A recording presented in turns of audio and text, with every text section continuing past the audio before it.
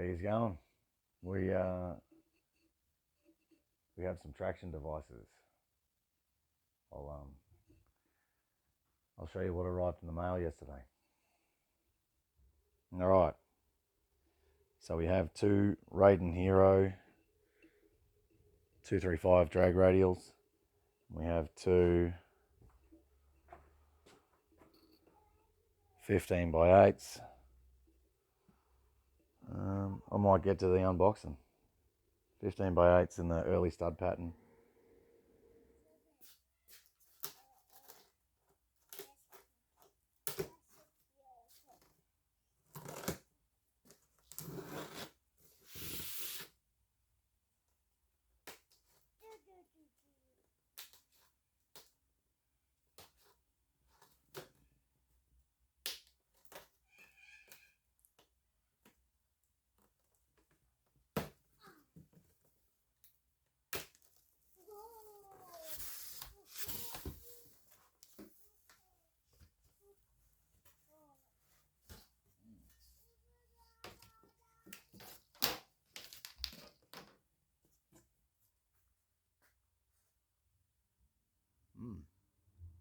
Shiny black powder coat.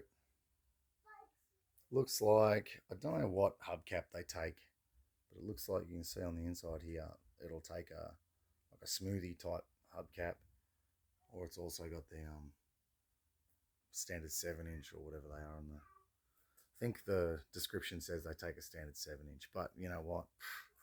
I'm not running hubcaps on this thing. I'll be running stockies on the front and 15 V8s on the back. I think these stockies on this are, I think they're 14 by 4.5 or 14 by 5. But I'll whip the fronts off and have them have the reversed so that the white line's on the outside. I don't know why it's just going blurry. That's stupid, but anyway. Yeah, that's what I'm doing. Got some 15 by 8s, 14 by 4s, 14 by 5s, whatever they are. Radials front and rear. All right, here we are, fitted. And let me know in the comments too, fellas. I've got a new microphone with a long cord. Let me know if you can hear me properly. But here we are, Raiden Heroes, fitted to the rims.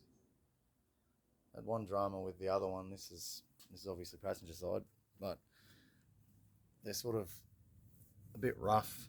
The powder coat is rough and it's got a sort of an oily film, and they've used that type of weight on this one, but they needed a bit more weight on the other one, and I've had to take them back to the shop twice to have them fitted or have them rebalanced, because the little sticky balance weights are falling off. Must be because the powder coat's not real.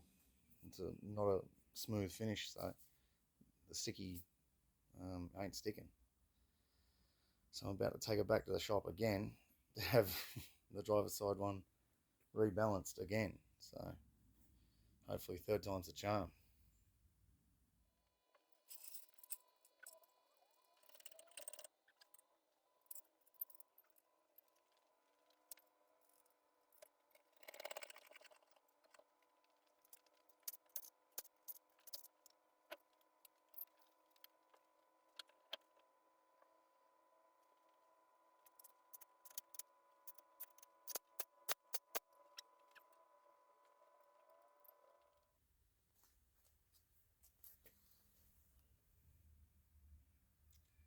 It's very, very close.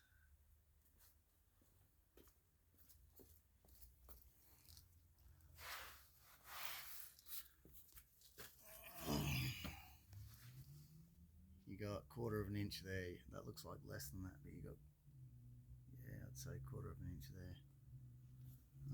To the inside of the, yeah, I can't even see. We got 3/4 inch from the leaf spring to the tyre. Yeah. In hindsight, a custom offset might have been better, but oh well. Now we get in and roll roll the lip of that.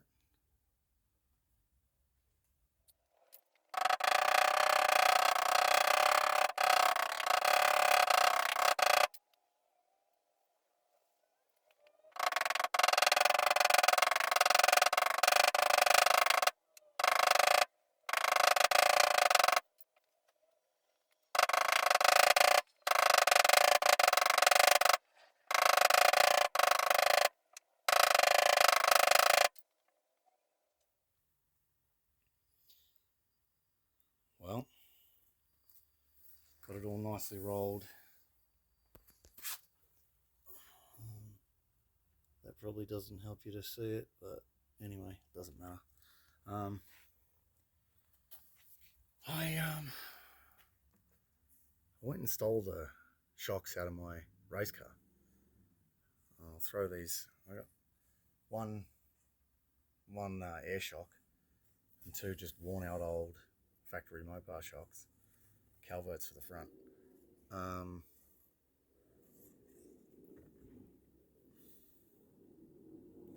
Don't think I'll do the air shock. I think in all honesty I'll just throw the old worn out shocks in it and do the 9010s. I'll see how that goes. I've got some old tramp rods here too. I'm gonna bolt them on and just see what we end up with, because it had these in the back and they're like rock. They're fantastic performance shock for circuit track or Motorcana or that sort of thing, but they're no good for drag racing. They're as stiff as the Coney adjustables on full tight, only these aren't adjustable. They're really good shocks, but not good for drag racing. So I'll change the shocks, flapper bars, and take it for a drive. So, and to trim that off, I was interfering with the tyre. And I made some spaces.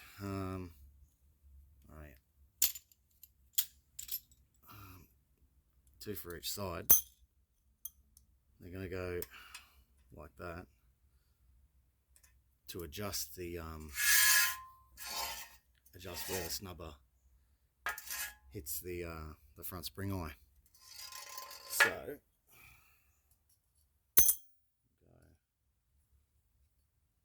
go something like that.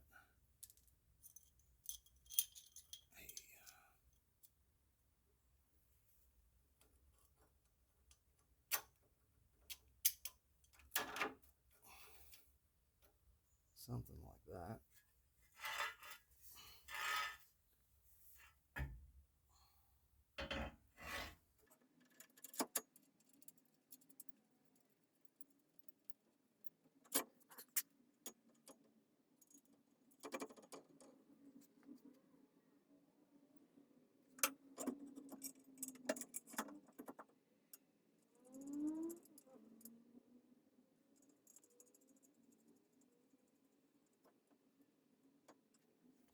There she is, bolted up.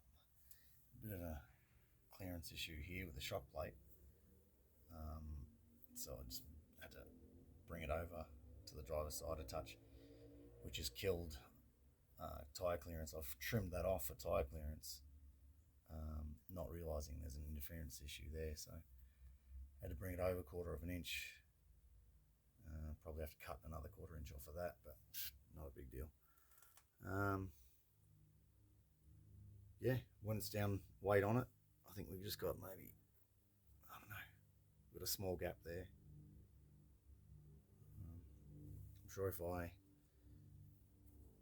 make some more plates for the back there, more shims for the rear end, we can tune it, we can play with it, see what it likes, but that'll do us for the time being. Well, looks pretty decent.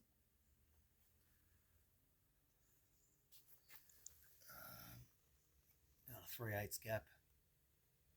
We'll see how that goes. Good clearance right the way around.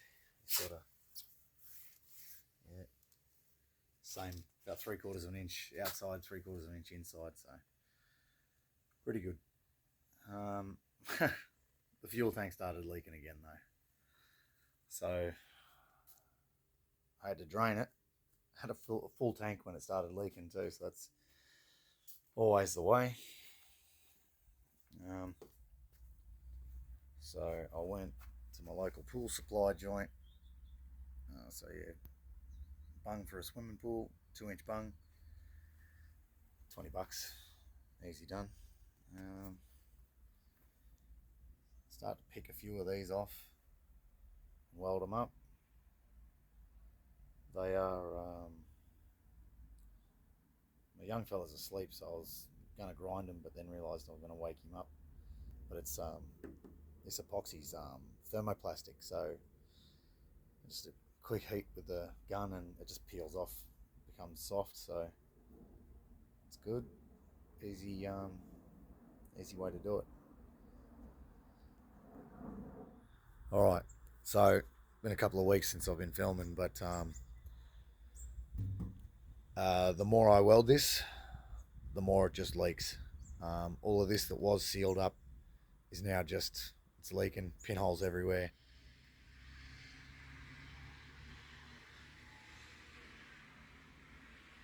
And the more you touch it, the more it gets more pinholes.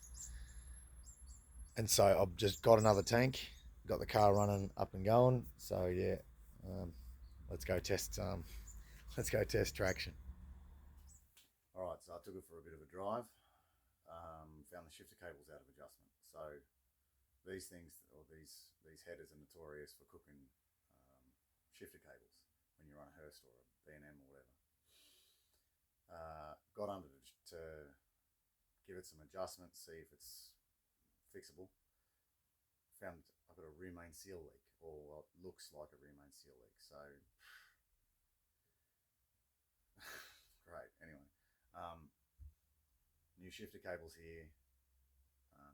Let's just throw the shifter cable in and deal with the potential of a rear main seal leak soon, or later, or another time. I removed the shifter, or the top to the shifter.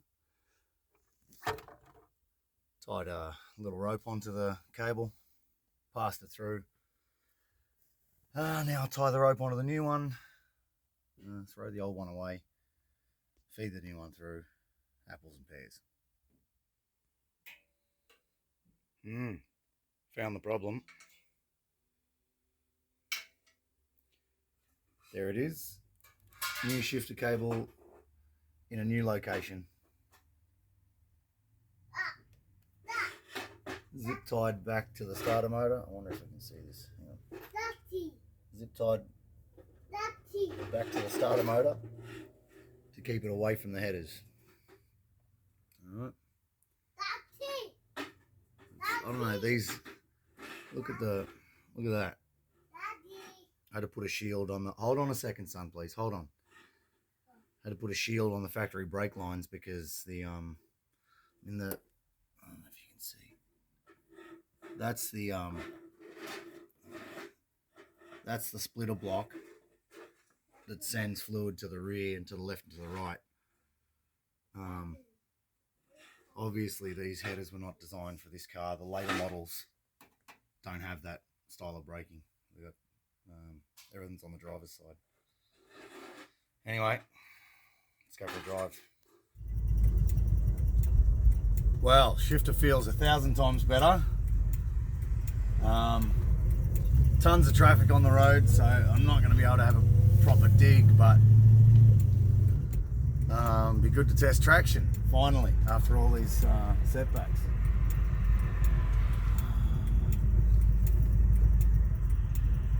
Mind the camera shaking.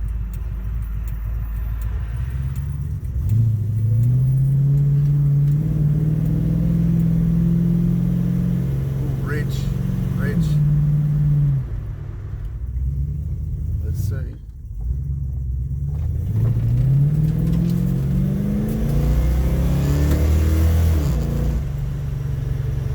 Oh, it's ridge, but oh, that's a fast one.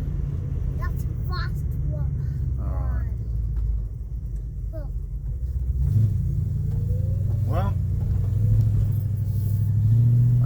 of burning oil on the exhaust, so that's a bit of a problem. But traction's way better.